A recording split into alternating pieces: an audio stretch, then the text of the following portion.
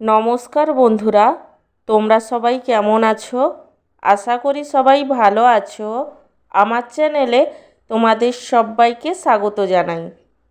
আজকে আমি আমার লাঞ্চ থালির ভিডিও তোমাদের সাথে শেয়ার করব। আজকে আমার লাঞ্চের থালিতে আছে গরম গরম সাদা ভাত, তার সঙ্গে আছে এক টুকরো পাতিলেবু, আর আছে ঢেঁড়স ভাজা। সব শেষে আছে গাছপাঠা অর্থাৎ এঁচোড় এবং আলুর তরকারি। আমার আজকের এই সিম্পল লাঞ্চ থালির ভিডিওটি তোমাদের কেমন লাগলো সেটা কমেন্ট করে জানিও।